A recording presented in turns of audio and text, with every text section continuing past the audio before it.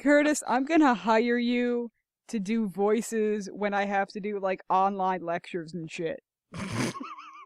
We were going to have you do a 50s radiocaster voice for the intro to our module that got completely cut because we gave up and didn't care. Yeah, we just kind of ran out of time on that. Oh, man. It would have been awesome, too, because we were gonna film this thing where it was one of us sitting and grading a pile of crap, like, just exams or something. And, you've got this giant stack of stuff and you've gotten through maybe, like, that much. And you just sit there and then you go, you know what? Fuck it. And you get up and you take the whole stack and you throw it down a flight of stairs.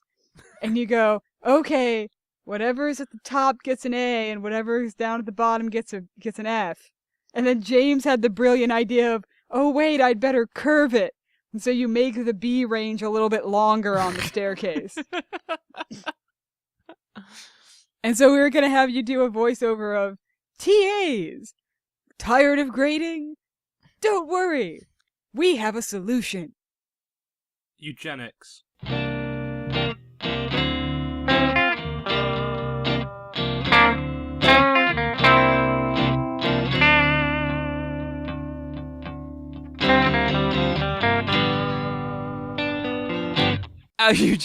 I almost feel like what you really wanted there, though, would have been a a ShamWow guy, or Oh yeah, he's dead now.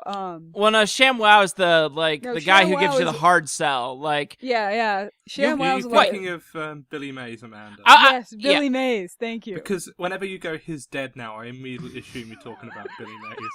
Yes, you would be correct. There's only one person dead who Amanda talks about, and obviously it's Billy Mays.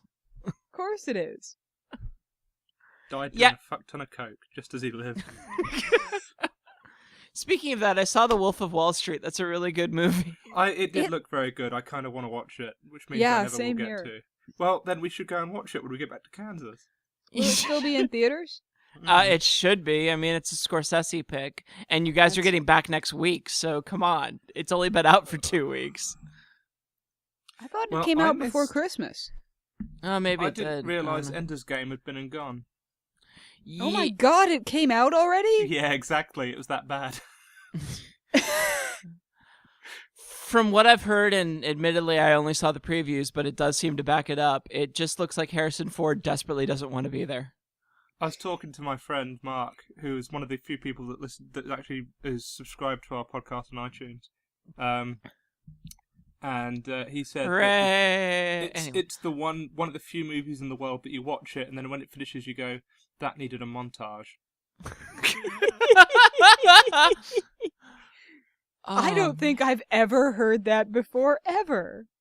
Man, movies that need montages. Then again, Curtis, I think you and Mark could get on well because we're talking about the Star Trek movie, and he said he left it physically angry. The second one? Yeah. Yeah. It's something that the more I think about it, the more I disliked it. That's why I don't talk to you about movies anymore, because you think about them. Yes, okay, fine, sure. I just wanted it to be something more. That's all I'm going to say. It needed to not be the Wrath of Khan. That was the problem. That's the thing that pissed me off.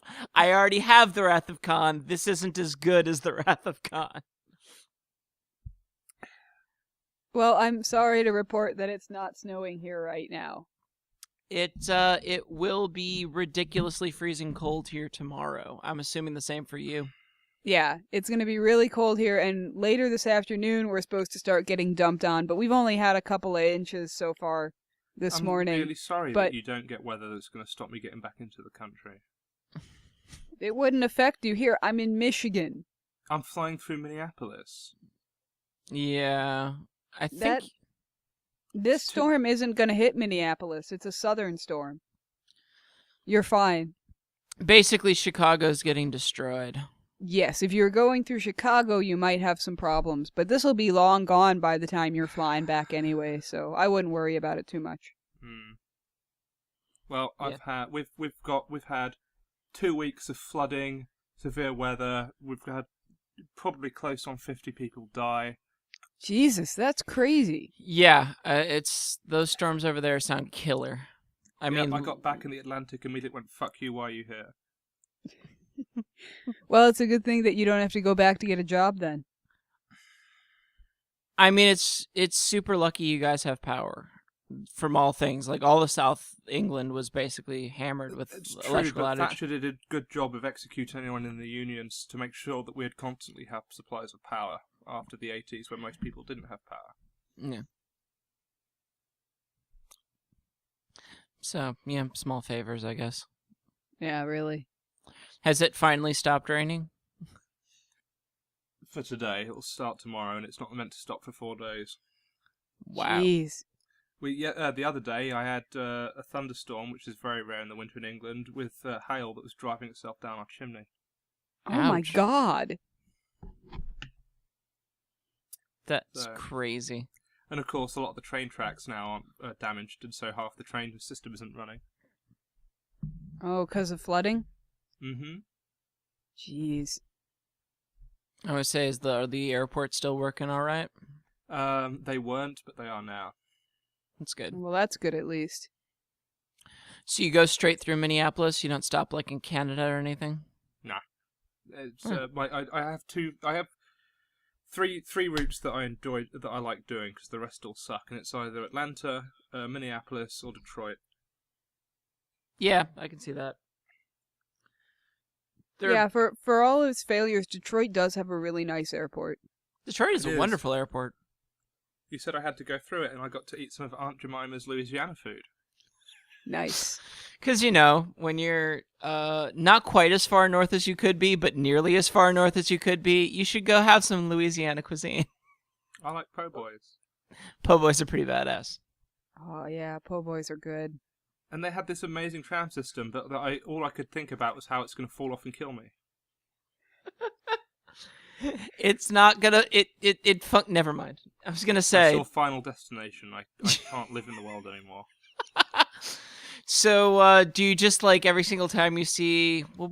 How does he die in the bathtub? It's like an electrical cord wraps around his neck, or no? It's like the wire that holds the shower I curtain. need to be reminded of this. Yeah. We don't have shower curtains. Well, see, there you go. It's true. We have doors. Yeah. Shower doors.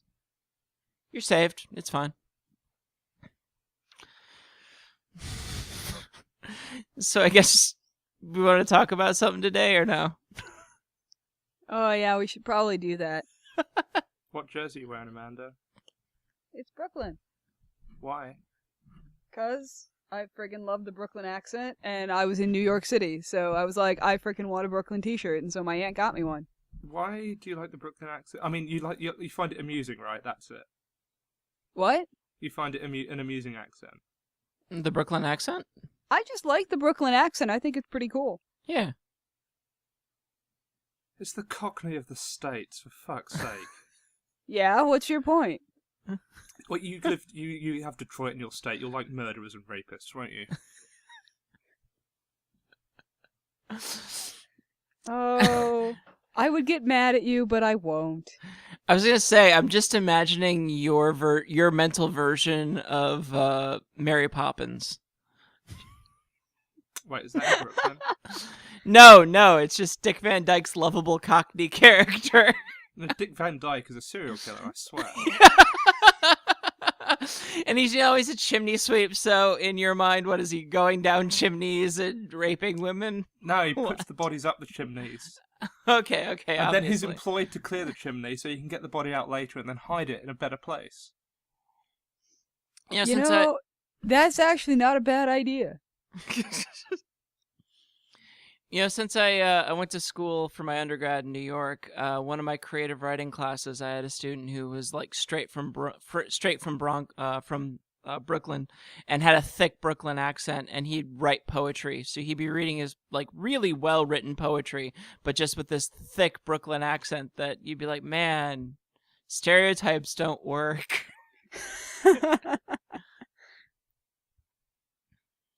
Awesome. It's pretty cool. So, yeah. You want to start us off, James?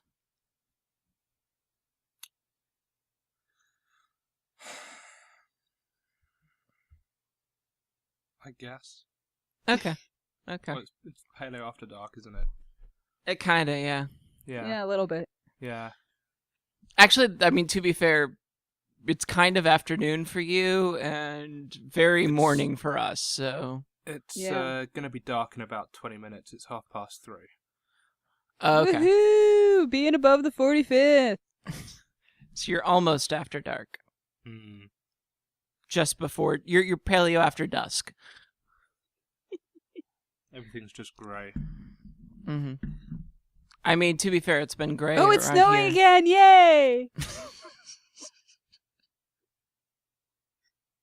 Sorry. I like it when you get happy, but I wish you got happy over different things. Can you Yay! both talk diametric opposites about the same topic again? Because that just really makes me happy.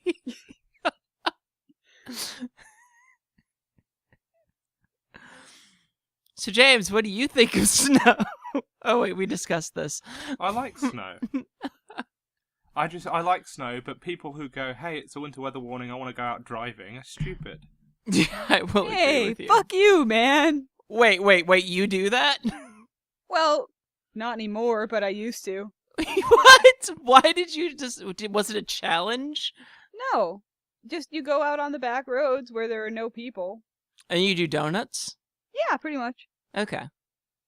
I did that when I was practicing winter weather driving for moving up to the Sioux. Yeah, that makes sense.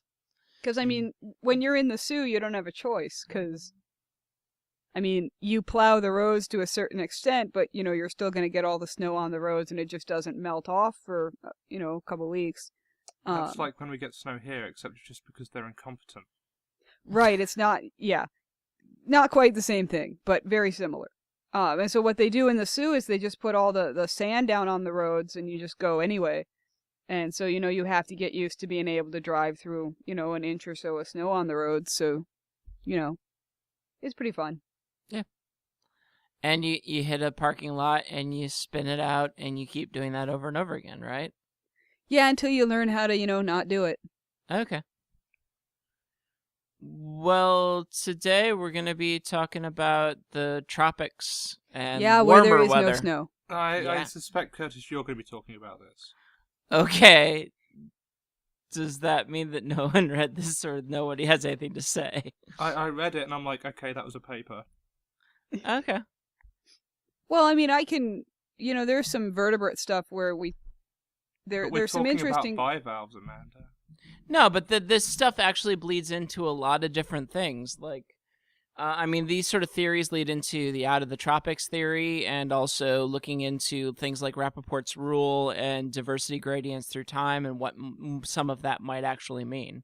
Right, and there's also stuff that Larry talked about when we were learning about both lower and higher vertebrates in vertebrate evolution, where both in the Cenozoic and then also way back in the Permian, where you can actually see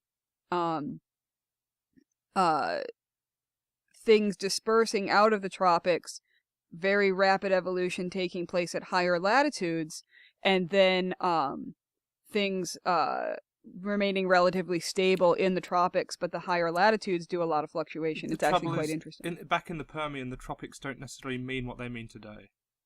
Right, no, and I'm not disagreeing with that, but it's something that we see not only in the Permian, but also today. But also, remember, I mean, there is the Permo-Carboniferous glaciation going on, so, I mean, it is an icehouse condition. Well, the Permian's kind of weird because there's a glaciation and then there's like an extreme warming period. Like, the Permian's just a terrible time to live. Yeah, the Permian's really, really kind of shitty. What do you mean by glaciation? This is something that I've not particularly ever read about.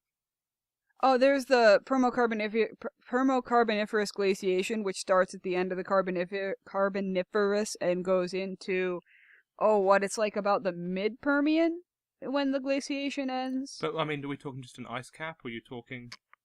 Yeah, no, it's a Antarctic ice cap, because there could have been an Arctic ice cap, but there's no,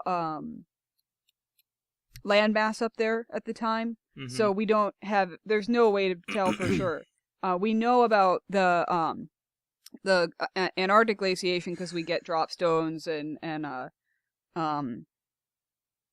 striations on rock and things like that, and glacial glaciofluvial deposits that indicate that it's a glacial an ice house environment. But for the Arctic, we can't ever be sure about that because there was no land mass up there. Well, anyway, I guess introducing the topic for today, we're going to be discussing a paper, Jablonski et al., 2013, looking at the pattern of basically clades originating in the tropics and then it dispersing out. And the key thing that they're looking at or that they're interested in is that, generally speaking, there does seem to be some weak pattern of what we often refer to as... oh God, why am I blanking? Ecological conservatism, where you have where related things tend to have similar habitats, or niche conservatism is what the term is referred to. So if there is at least some pattern of related things living in similar environments, how can we expect something to move out of the tropics and into a much more seasonal and dynamic environment, whereas the tropics are very static and sort of similar throughout all of time? And how can they handle this extreme temperature variation? And so they establish a theory of bridge species, that you kind of have a middle ground, that you can start to push the ecological tolerances in things that are in the borderline between the tropics and the temperate regions. Right, and they see evidence for these bridge species as well, so... Although I don't know how, considering they're looking at generic data. No, don't eat that! No! Your cat is eating your power cable? He's trying to eat my headphones. Stop that. No. Okay. Cats will do that. I always thought your cat had a Brooklyn accent, by the way. It would make... No, it always seemed to fit, seeing as he's got no neck. So you just imagine him being Joe Pesci. Bob Hoskins. Bob Hoskins. Ooh, good choice, too. Bob Hoskins is good, too. So, so with this paper, I must admit, I looked through it, and the main things I got out of it was that, one, you shouldn't use an acronym for something that already exists. So they use OTT, which... Wait, isn't it OOT out of... No, they do OTT. No, it's OTT. Yeah. But that's like calculating BS values for your trees, which is Bremer support, but again, not something you should ideally use. But yeah, so that was unfortunately the main thing I got out of it, and then looking at...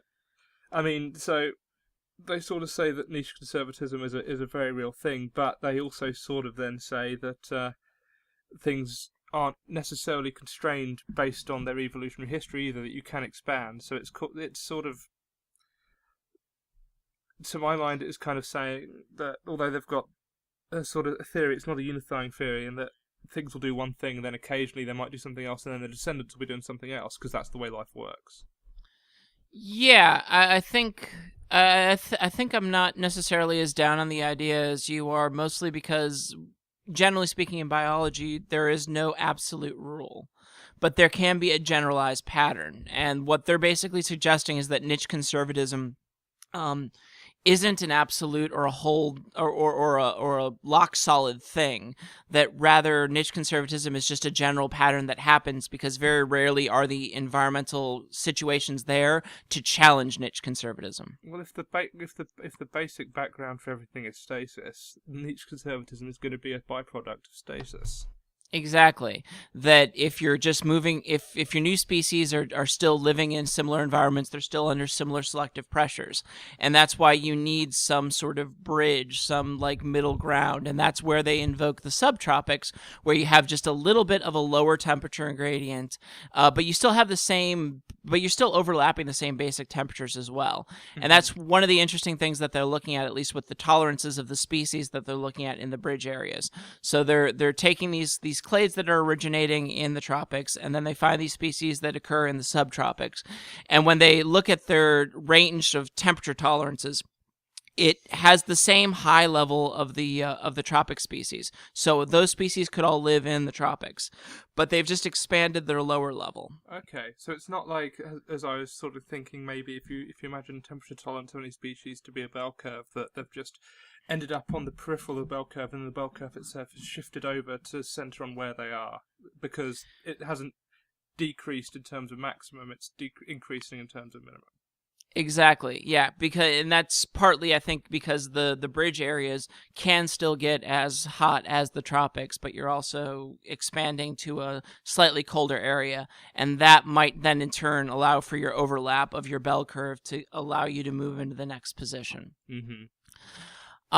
One of the things that I found kind of interesting is that this sort of suggests if you do need some kind of impetus or some environmental difference or diversification of the environmental area, this sort of suggests kind of patterns we see at least thrown out in the discussion of Verba's turnover pulse hypothesis. Yeah, I was thinking. I mean, I hadn't thought of it like that, but yeah. Well, it's just getting at, I guess, a recapitulation. Verba's turnover pulse hypothesis is that as you're glacially cooling or warming, you're going to have species in the tropics are going to shrink their range or expand their range.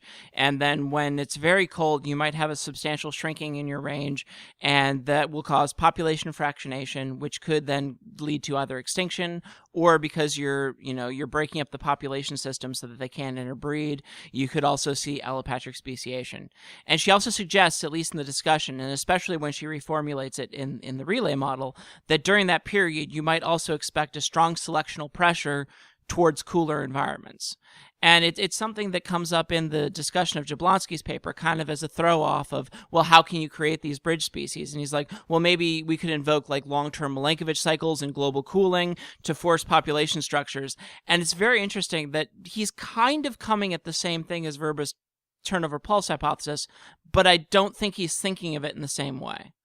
No, I don't think so. I think if he was, it would be a lot more apparent. Yeah, I agree. This is very much thrown out as like a discussion or a possibility. But yeah, I thought that was kind of cool, is that if generally speaking, again, because of stasis and because of just homology, evolutionary relationship, generally speaking, unless you're in a dramatically weirder environment, you're probably going to have similar environmental tolerances to your ancestors. But if you can have some major forcing mechanism that makes that not possible, then that puts you in a position where maybe you can start to expand out. And then in a bridge position, you may be more likely to then further expand. Mm-hmm. Well, the thing about the way that would work is that essentially when that happens, either a species is very rapidly going to go extinct or it's going to very rapidly change. You're not going to get... I guess you might see a pattern of where things start to differentiate, but then the climate, the change isn't permanent enough, and then it sort of comes back in, but you're not going to see that preserved in the geological record. No, I will agree. I just think in those rare instances where it has to change, when the temperature moves again, those things are going to track their environment, but they're not going to be tropical anymore. They're going to be subtropical. Yeah. Well, the thing that I thought was very interesting that I picked up on in the conclusions, and it might have been more elsewhere in the paper as well, but I can't remember it in exquisite detail. But they said that there are two ways you get wide-ranging groups, and it'll be one with a wide range of tolerances, but that's actually very rare, and the other one is where it just tracks microhabitats that are widespread but not contiguous, and that is where you get a lot of very wide-ranging species or groups. Yeah, I thought that was fascinating, and that's leading into what's often referred to as like the latitudinal diversity gradient, mm-hmm. like kind of a weird paradox that you see. Well, maybe we should define that. All right. So the latitudinal diversity gradient is that you get much more diversity in the lower latitudes than you do in the higher latitudes. Right, at least so in the tropics, you've got a ton of diversity, and then as you move either north or south, your diversity drastically decreases. And we also see this reflected generally also as an altitude gradient. At lower altitudes, you'll get higher diversity, and as you move up in altitude, you'll see a reduction in diversity. Yeah. There's actually been some studies that I've read which use that kind of like the altitude as maybe being a proxy of temperature, and looking at or potentially that a temperature differential between the areas in the tropics at the low ground and the high ground, causing different microenvironments. Yeah, I always sort of correlate that kind of variation in my head to differences in primary productivity and available resources, but that will be caused by environmental gradients like temperatures you're saying, or other things like light availability, oxygen availability, that sort of stuff. Yeah, and at least in the terrestrial realm, it always kind of looks like there are very, very small populations in the tropics, and you get much larger, wider ranges when you get into the temperate regions. Mm-hmm. So it's like, again, if we're using this as kind of a resource analogy, there's fine resource partitioning in the tropics, and generally speaking, things roam over wider ranges to look for resources in the temperate regions. Again, maybe that's looking a bit too much towards one answer to solve everything, and resources can be incredibly ambiguous for how you're defining it. Yeah. But it's definitely true if you look at it from a conservation status, and that's where a lot of this stuff has been looked at in the modern realm. In the tropics, you'll get your rainforest biotas and stuff like that. There's many more species crammed into much smaller ranges, and that's why any perturbations occurring there is much more drastic for global biodiversity than changes in, say, tundra environments, or even whatever England is. I forget what it's called. It's a certain type of woodland that. Okay. You're mixed deciduous, aren't you? With temperate forests. That's what it is. Okay. But and yeah, so what we're mostly are, Amanda, is silver fucking birch these days. But yeah. That's the terrestrial realm, and the thing that Jablonski's citing when he's talking about what you were talking about with the two ways you can have a large range is the paradox that we don't see that in the marine realm. Mm-hmm. In the marine realm, things in the tropics have a dramatically large range. It's huge. This is something a friend of ours who does some work on mollusks in the Caribbean area has kind of seen in some of her work, that these things have just dramatically large ranges that seem kind of buffered in some ways through time, and that can largely be because they're kind of all living in very similar ecologies. The idea that they have very minute, very, very tight tolerances for what they can survive, but those tolerances are everywhere. Yeah. To again kind of throw a Verba analogy, one of those that I always really liked that she threw out was that you can have a very large ranging specialist. Look at the anteater. The anteater only eats one resource. It eats ants. It just so happens that ants are everywhere. Mm-hmm. And if you think of it from a marine tropics realm point of view, temperature is pretty standard most of the year round. Salinity does not vary greatly. It will do in some of if you get towards more deltaic inlets and mangrove. Or if you have a really restricted environment, yeah. Yeah, but what's really limiting you in terms of a certain global distribution is where you can disperse to, and that will be depending on your mode of growth, either oceanic currents or something like that. And again, this is something that, given the way our continents are currently oriented, it's probably slightly harder in the modern, given the modern current orientation than it used to be, because they tend to go north-south instead of east-west like they used to. So it would have been very easy, as long as you've got open seas, to just have planktonic larvae and disperse across the globe. Yeah, right, we no longer have a giant one ocean thing, which the name escapes me of what that's called, but oh, you mean like when you have a supercontinent and then you have just a giant freaking super ocean? Or are you talking like a well, the trouble is, if you've got one continent and a giant ocean, that's worse than now because you need coastline. Yeah. Coastlines Yeah, where that's most true, marine actually. biodiversity is. Yeah, that's true. But yeah, we do not have any east-west running currents like the Tethys Sea or anything like that. No equatorial currents. And so because of that, you're right. The only sort of circumglobal Antarctic. current is the the Antarctic, Yeah. which is I mean, there's diversity up there. There are things living in the Arctic and the Antarctic. I mean, there are I'm not denying that. That current is probably the reason there are penguins in Africa, New Zealand, Antarctica, Galapagos, South America. South America, yeah. Yeah. But yeah, penguins. But yeah, that's why the stuff that we have in the Caribbean is all over the Caribbean, but restricted to the Caribbean as opposed to just all over the globe, unless we take it there. Which, I mean, to be fair, we're really good at that. Well, having we are. spent a good couple Fucking of hours... zebra mussels.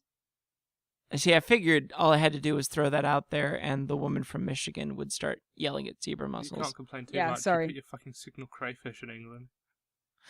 Yeah. Hey, and to be fair, for once, that's us exporting an invasive species and not the other way around. Amanda, your entire country is pretty much an invasive species. Didn't we also give you the gray squirrel? And you want to come back here and live here. So what does that say about you? You did give us the grey squirrel. It means England sucks.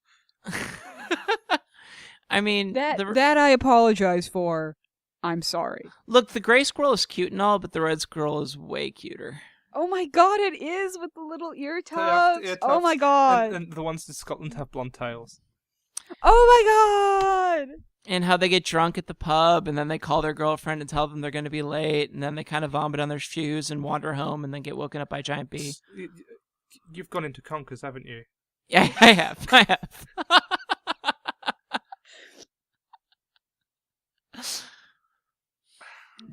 Best touch in that entire game is all the gray squirrels speak with American accents. What? This is a game? Is it on Steam? Can I buy it? No, it's Conker's Bad Fur Day for Steam and add me so that I can send you scribble notes. You probably should. I did add you. No, you didn't. You've either added some random person, or more likely you went on and saw me, and it's like, oh, it's James. No, I don't really want him being friends with me. Oh, I'm sorry. I really like the idea of just there being a random James in your Steam account now. I thought it was the right James. I should go online. I better check that. I should go online. Oh and my see god, who your it's friends really are. snowing. You've promised pictures, remember? Well, as soon as I'm done podcasting, Okay. I'll go take more pictures for you. Okay. I promise. Yeah, it's on the N64, so you're not going to get it on Steam. Aw, sad. Can I get it on the Wii? Maybe I can get it on the Wii. I better look. Don't know, because I don't know how good Rare's affiliation with Nintendo is Rare's these affiliation is not very good right now, because I can't even get the Donkey Kong games. days. Yeah. I can probably find them for you to emulate on the PC, but the controls will be arse. Yeah, that sucks. I hate emulators for just that regard. Not regard. Reason. Aspect thing. Reason. Aspect. Reason. Thank you. Yes. I knew it started with R. I really liked how Amanda would not listen to Reason. Shut up, Curtis.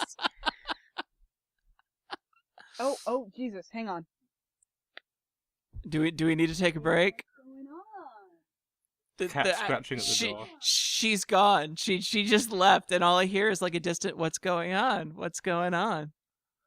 It's like being me. That's literally what happens almost every conversation I try to have. She disappears and then just goes, "What's going on? What's going on?" Or even better, I'll be talking to her and I'll turn around and she's looking at something on the ground now. Wow. That was a really, really loud cat that's scream. Lulu or Jinx. That's not Mr. Giles. That might actually make it onto her mic. Jesus. I want to see him. Yeah. My mic might be interesting because my brother has... I'll show you. Oh, nice. So it picks up a lot of background noise, and that's why I'm not that close to it. Yeah. No, that kind of condenser mic, you'll be the best sounding out of all of us. It sounds amazing. I don't sound like a gay horse. Well, I do, but I don't sound like a terrible gay horse. I'll say, how much did that one set him back? I don't know. Well, more than ours did. Yeah. It's but the one reason why it's not as useful though is because I've currently got 3 cables coming out of it, one to a power socket, one to a adapter, and one into the computer. So Sorry, cat fight. it's okay. Yeah, no we prob. could hear them. Hey now.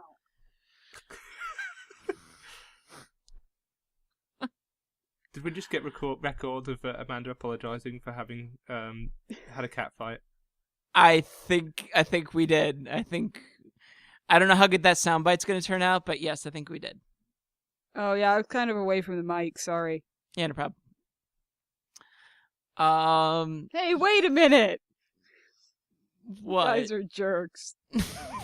Wait, did you just wait? What? She's been slow. Think of the things I got her to agree to last time. Okay, right. Yeah. Anyway, I'm gonna have to mediate from over here, but we can continue. What Get did I an miss? umbrella Anything? and poke 'em. We saw you walk away and we're like, well, we can't have any meaningful conversations, so we didn't. Okay, cool. Yeah, they're just sitting in the hallway staring at each other, and Lulu will occasionally start yelling. She But- really does remind me of you. Damn it, James. It's really funny, because she walked up and they kind of touched noses all the while she's screaming at him. And it's just like... Do you just not have any concept of how to communicate with him? You realize this is not okay, right? I mean, maybe she's just really dumb. I don't know. But now they're just sitting outside of my room staring at each other, so why not? Sure, yeah.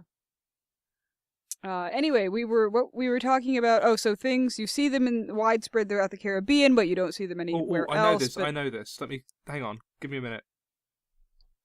Pirates. Yes. 1,000. Wait, no. You also see them in Somalia. That's They're true. not the same. They're closely related, but no. Actually, no. They are very similar. No, Oh, wow. What do you think I'm saying? They're very similar, but are independently derived. Do you want to talk about their skull morphology, James? No, this is a behavioral. Piracy is a behavioral trait. Yeah, okay, I'll give you that. So it's ecomorphy. Is that right? It's ecomorphy. Are you suggesting that all pirates will eventually just have better hands because they can climb and stab people easier? I mean, every finger is a fish hook, right, James? Yeah. That's why I'm saying, why would you ever leave the Caribbean? It's so nice there. I really hope I can go one day and be a pirate. I've actually never been to the Caribbean. I have the... It's Oh, no, you said it right. Yeah. Caribbean, yeah. You just felt so much like you wanted to correct her. Do you know when what? she said it right, you were like, "Oh, right." Yeah, no, I know. Well, it's because you keep saying it wrong, and then she said zebra wrong, and it was getting too much. It's zebra. It's zebra. Zebra. There's not 2 E's. Anyway. E is a vowel. It has multiple sounds to it. Only if it doesn't have a letter before it. And now the cats are staring at me. That's because you're weird. No, it's because you keep talking. You keep offering them zebras, and they want him. They remember. No, Lulu eats shrews. They remember that the shrews are venomous. Yeah, they remember being on the African plains and just desperately wanting to eat. Yeah, but no, I have the accent to be a pirate, so I think one day, and I look good in a hat. Mm-hmm. Yeah, no, I think that makes sense. I think you might come into some problems with the fact that nobody has wood ships anymore. So... That's what they won't be expecting it, and I can just take yachts. Also, sails versus powered yachts. You might have a bit of a problem there too. This is almost as good as my idea to steal some canoes and go and become a pirate on the Great Lakes by attacking 1,000-footers in canoes. I wanted, when I lived in Birmingham, there's a great canal system. I wanted to buy a canal boat and then just launch Viking raids from the canals. Just stick a dragon's head on the front of the boat, power up in your little 16cc engine, put on a helmet, get an axe, just charge ashore, steal, I don't know, chips from somebody's pub lunch, and then just run back to the boat. Go for authenticity, though. Steal the damn ship from the Viking ship museum in Oslo. Like, just go there, steal it, make sure it's shipworthy, put an outboard motor on it for no fucking reason, and just go to town. Oh, man. So, I mean, Viking behavior is a very temperate behavior, whereas pirate behaviors is very tropical. I'm not sure I would call Viking behavior temperate. It's more boreal, isn't it? Boreal? Oh, yeah, I guess you're right. Yeah. No, but they never... I mean, if you think about it, Vikings always raided better places. They went east. True. They went east to the steppes. But here's an interesting thing: if you look at Viking victories, they only ever won when they were the aggressors. The moment people knew what they were and knew that they were people, and that they had every border fight they fought, they absolutely lost. They could only win when they were attacking, murdering people, and running off with stuff. Actually, I'm kind of now going back to our resource paradigm of the tropics being sort of micro divided up because you have high resource partitioning. In this case, Spanish galleons. Whereas in the temperate areas where there's not a lot of resources, you need to expand outwards to rape and pillage as much of the resources as you possibly can find. To be fair, Spanish galleons are large sources of slow, barely moving, poorly armed resources that you can take very easily. It's a high amount of resources partitioned out across the Caribbean. I was going to say, yes, and they have a relatively wide geographic range. The one problem is that, and we've hit on something, I do love the Age of Sail. I have quite a few books on sail ships. You sort of got this co-evolution going on where once the Spanish realised that their galleons kept raided, occasionally you'd get galleons that were empty but packed with cannons, and they'd essentially be warships, but you couldn't tell from the outside. So if you raided that one, you were fucked. Mm-hmm. Yes, that's true. So I guess, Amanda, to get the vertebrate perspective on this, do you see anything sort of similar to these bridge species that are occurring in the vertebrate record? Saxons. Saxons were like Vikings, but they sort of just colonized. Of course, yeah. So it's the bridge going the other way. They're moving towards the tropics. Hmm. Can we stop referring to individual groups of people as though they're new species? This is starting to get a little Victorian. We're working with a bird person. They'd subdivide everything into new species. That is true, we do.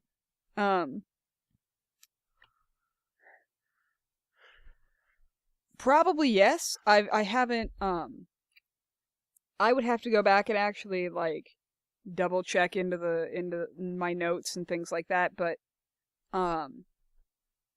I'm pretty sure that if we actually step back and looked at it from this perspective of looking for bridge species, then absolutely yes, we could find vertebrate bridge species. South America. Yeah, South America is a good example, actually. Large amount of biodiversity. Now that there are problems. This is the paper that actually came to mind when I was reading the PNAS paper. There are problems with estimating biodiversity in the South Americas because of the jungle environment and the low preservation potential of a lot of these things. But you do see, when you get the interchange going on, things moving north, but there are just less species moving north. But you've got a constant pump of new species originating in the south, more towards the tropics and then radiating out. So let's back up a little bit and explain what we're talking about with the Great American Interchange. Right, so this is when the Panamanian Isthmus finally fully formed, and you get a influx of North American species moving into South America, but that's actually not as important as the amount of South American species that moved up into North America. You saw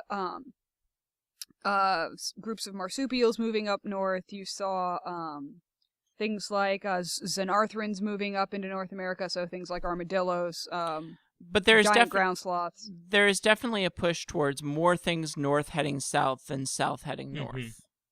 Yes, but the stuff that moves up into the north is a lot weirder than the stuff that pushes down. Well, I mean, south. but the And thing I think that I agree. but the thing that pushed south is the things that pushed into the south are weird for the South American continent because they didn't have them. that is The true. thing that's really interesting, and there's been a lot of debate about the signal because it's very confusing, and part of that's because in South America the preservation of these things was very bad because it was basically things were just rotting on the vine. It was so warm and humid down there, but Plus, it's forested environment. yeah, but so you've got a lot of things moving south, but you've got things pushing north. But what they've been able to show is that it's because there was a high species turnover in there, and you've got a lot more species evolving and then pushing north, and that's why you did have things creeping north while so many things were sort of pushing south as well. Yeah. Again, one of the interpretations, don't mean to keep harping on the same scientist, Elizabeth Ferber had suggested that there was at least some degree of habitat tracking to show the pattern that as the things collided, the things in the north could live in the south, so they moved in, but very few things in the south could live in the higher latitudes, and so they just kind of stayed where they were. Right, and we see that to some extent today. I mean, you get armadillos in the summer moving up into out of Texas into Oklahoma and Kansas, but they can't make it through the winter because armadillos are absolute shit at thermoregulation. What is James doing? James is kind of waving his hands around like a T-Rex or an armadillo on his back. An armadillo on his back. Okay. See, my dad calls armadillos nature's speed bumps. Yeah.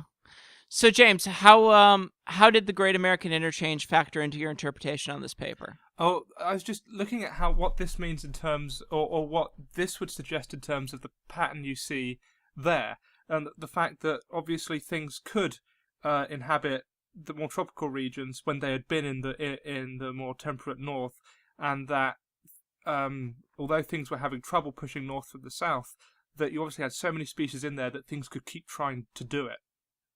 Yeah. I mean, this might show more evidence of that kind of ancestral bridge equivalent, where it's not so much about like restricting your range to a new environment. I mean, maybe you eventually get to that point, obviously, when you're in the poles, but it's more about expanding your cold tolerance. Mm-hmm. And so these things could live in warmer climates, so they move down, whereas the things that were still like hadn't had the opportunity to adapt to anything colder were still stuck in the south.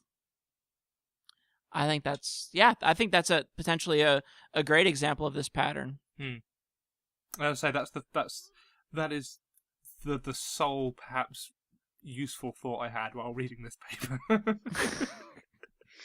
That's probably more than I had, apparently, man. No, you don't sell yourself short on that. What did cats show, Amanda? Yeah. Cats are a little bit wonky, actually. I guess the best example isn't even a cat. I mean, it'd be the Smilodon. Again, it's the part of the North American faunal interchange. You get Smilodon. Sorry, I was really hoping it would go, there's this dog, and it... Smilodon very easily moves in south, into South America, but not Xena smilus. Thylacosmilus, the saber-toothed possum, it doesn't even get out of South America. Do you mean saber-toothed possum, or do you mean saber-toothed marsupial? Because there is a saber-toothed possum, but it's a possum. Well, it's a saber-toothed marsupial, okay, yeah. Because saber-toothed marsupial is very different to saber-toothed possum. Saber-toothed possum is much like the squirrel that you see in Ice Age. Seriously? Have you seen Ice Age? I want one. Well, of course I have. Yeah. I want one of those. It's a squirrel with two giant teeth. Because of course it's almost a misnomer because saber-tooth refers to tooth morphology, not tooth size. So one of the things that they do try and pull into this, like at the very end, and something that they're trying to sort of, I guess, address in a weirdly roundabout way that they kind of throw up their hands maybe a bit on, That's maybe a bit glib, is this notion of, again, going back to the latitudinal diversity gradient and the fact that you have so much diversity in the tropics. And one of the big philosophical questions has always been, what does that mean? Does that mean that the tropics are constantly generating diversity? Otherwise, they're sort of out of the tropics scenario. Or is it just that the tropics are so static and isolated that they're effectively a relic, that they're a museum of diversity past, and that it's harder to go extinct in the tropics because everything's so consistent? Well, if you think about it this way, if you think if global climate change is going to be one of the big things that's going to cause swathes of diversity to disappear, the world's got to be very, very cold for the tropics to get cold. As the temperature increases, it's just going to edge out. So if it gets too hot in the tropics, you're just going to march towards the poles a bit, and then as it contracts, you can go back in. So it's going to be easier to track climate change from the tropics than it would be if you're starting at a higher latitude. Mm-hmm. Yeah, the way that I've always sort of looked at it, and the evidence that I've seen, is generally you've got a lot of species in the tropics, but you're generally you tend to see more speciation, I guess, at higher latitudes is where you start seeing newer things showing up. So, I mean, there were talks of the Himalayas being a diversity pump for your megafauna and stuff like that, aren't there? And this Yes. comes up a lot, actually, where you've got higher latitude sort of havens that thing then expand their range from when the environment becomes suitable. Right, and northern North America is a good example for this too, because we get camel evolution, horse evolution, canid evolution to some extent. So you're seeing a similar pattern that's been also proposed for the Himalayas. But I was going to say, so can we just back up for a second? How exactly are the Himalayas invoked here? Is it like the division between India and the rest of the continent, or is it actually like the temperature variations? The Himalayan plateau, the temperature variations, yeah. Okay. That's how I've read it. Yeah, that's how I interpret it too. But I think this entire thing could be tied to increasing variability of habitat and increasing fractionation of populations at higher latitude is causing or permitting the environment or giving a suitable environment for increased speciation. That's exactly it. At higher latitudes, you're getting a greater variation in your environment and your environmental range, versus in the tropics, it's generally more homogeneous. And effectively what you're doing there is you're kind of repeating the latitudinal pattern, but you're doing so in the same position, because you're effectively getting larger temperature and climatic variations like you would going up latitude, but just in one place by going up elevation. Right. And it's, yeah.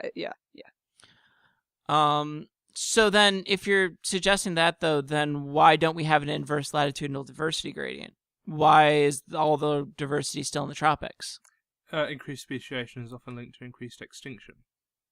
Exactly. Also, you have to look at your resource availability. Resource availability is a lot higher in the tropics than it is at higher latitudes. How many wedges does your log have, Amanda?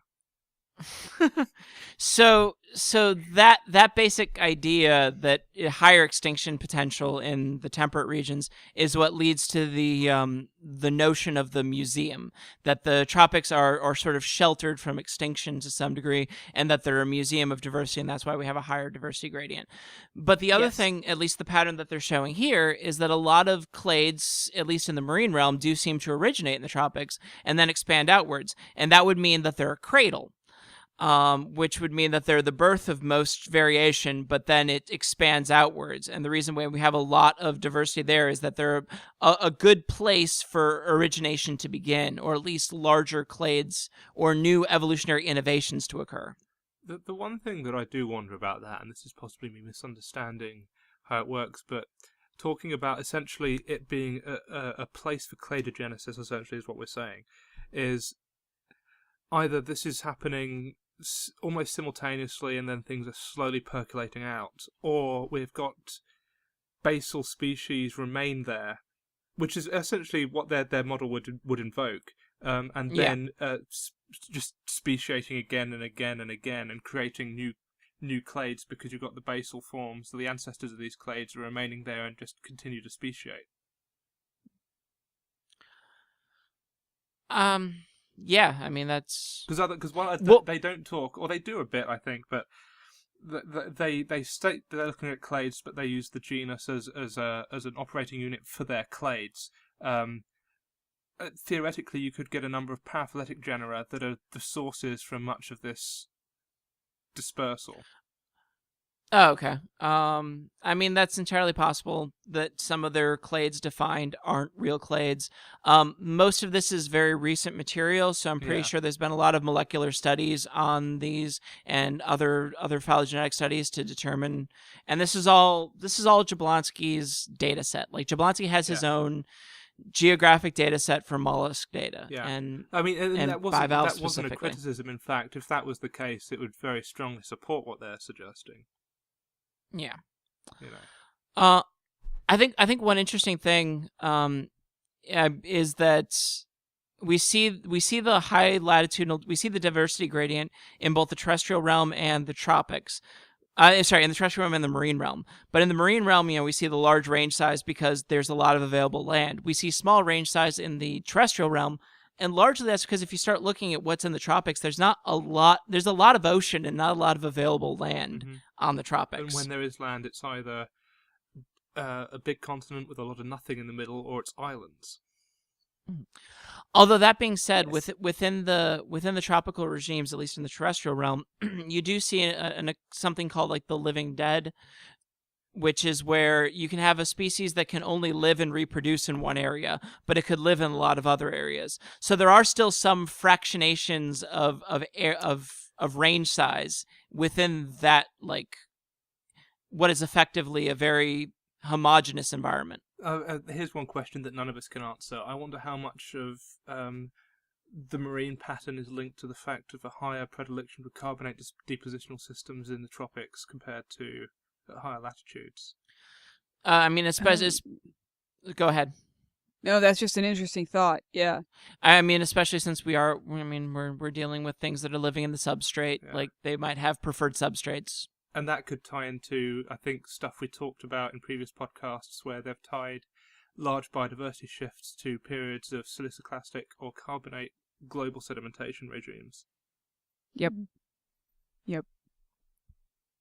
But I don't have an answer to that, and that's what PhD students are for. It's true, except I won't have any PhD students. I'll just have undergrads, but that's okay. You can make it do it. I would say you can do undergrad research. Yep, just check the data. I intend to. Yes. I want to do undergrad research. That's why I'm applying to all these jobs with undergrad research components. Mm-hmm. And then can I use your undergrads to do research? Yes, I will. I will send them on to you. If they're any good, but I mean, I just want your undergrads to do menial work for me while they're undergrads as well. They're going to do my menial work. Are we starting like a factory here? Like it's the chain gang of undergrad with Amanda and then send them on to James for grad school? Or you, if you I don't care. As long as they get 6 papers out before they graduate, I don't care. Damn, James. The Chinese system only requires 3. The usual system only requires 3. I really like the idea of James like suddenly getting out of the academic process and being like, well, I'm going to use this to my advantage. Fuck that, I need tenure. Well, I have this theory that if somebody has good parents, they're going to be like, they're way too lax and then be a terrible parent, and then their children will be like, my parents are horrible, and they'd be good parents. So basically, I think I had a good advisor, so I have to be terrible to any student that I might have. Continue to perpetuate the cycle. Mm-hmm. Yeah, no, I agree. Plus, it means I can stop doing any real work. Yeah. Start drinking on the job, heavily. Just go it's to the keys to academic. Just go to the Humane Centre and pet all the cats. Was Matthew Broderick in The Secret to My Success? I'm just imagining your professor equivalent. I bought myself. Well, actually, it was bought for me. I've now got a tweed jacket for teaching him. It has the patches, right? No. It has the patches? No, I haven't graduated to patches yet. Disappoint. I'm sorry. Well, Amanda, we'll find some leather stuff of yours that you don't want anymore, and then we can put leather patches on. Yeah, we can just sew the patches on. Yeah, there we go.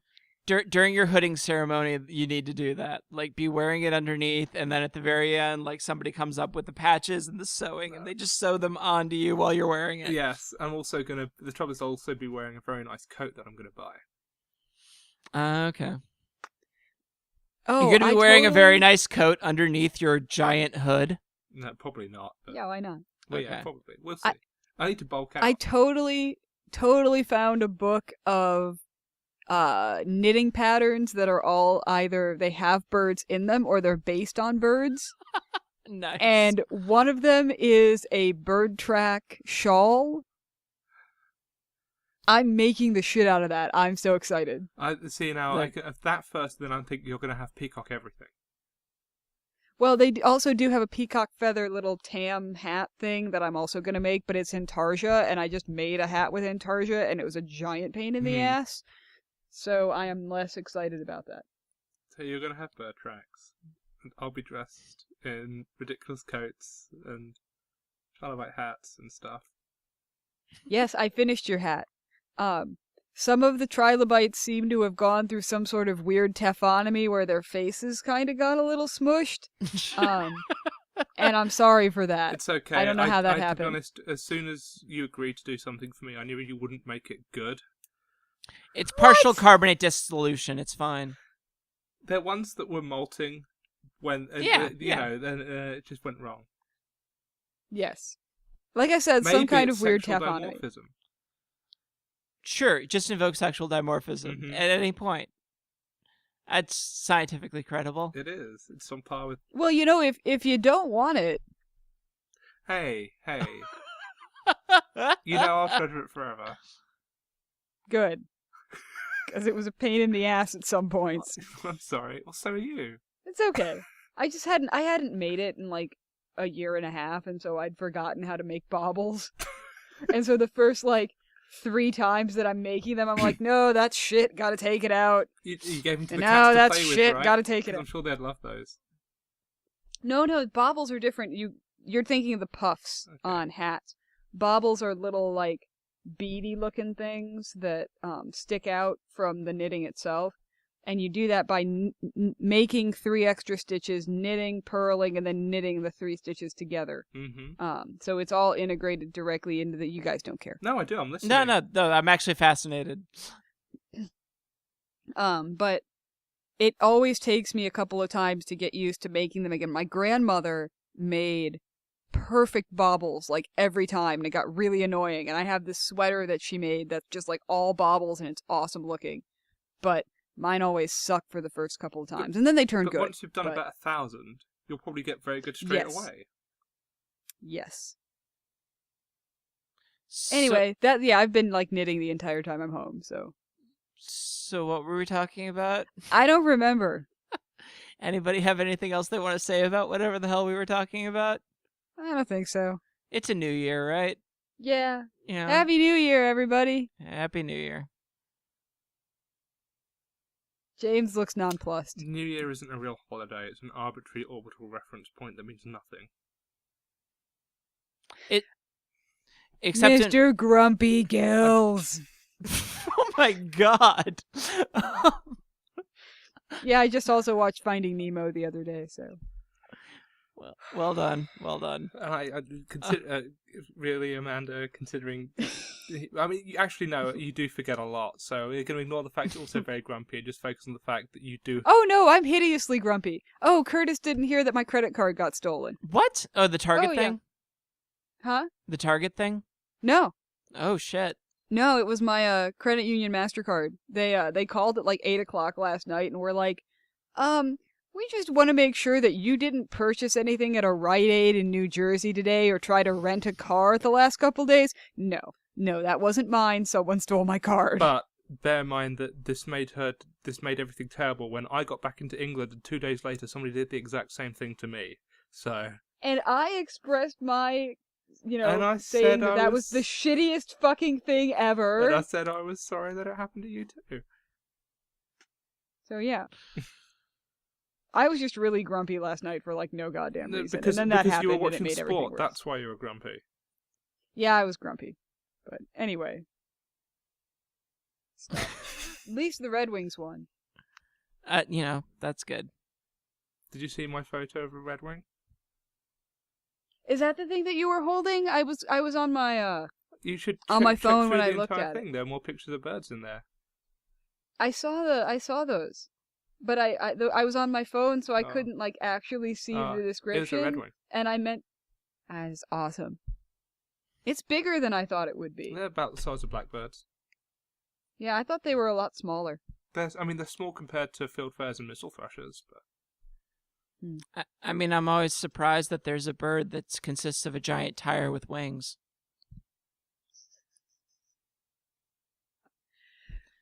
James, I don't know if he gets that. Yeah, it's okay. It's alright. Lakers lost, though. Oh. it's because I wasn't listening. I'm sorry. It's okay. I wasn't listening. It's because it's Saturday, and they can literally never win on Saturday, I guess. It's a weird pattern, but hey. It is. They win on Friday, lose on Saturday. I don't know why. It's because they're playing 2 days in a row, and they probably tried really hard the first day, and then they're tired. Maybe, yeah.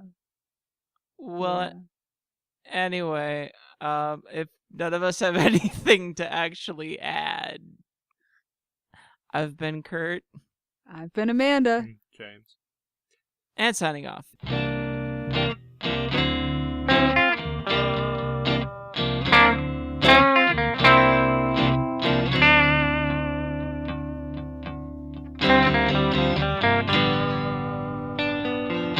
It's dark for me now.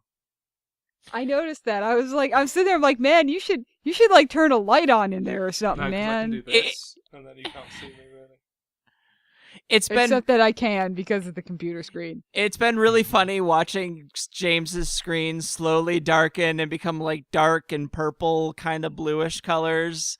And so it's just as he's getting more and more just like you seem to be like not wallowing in it, but really kind of secretly enjoying it. This is home.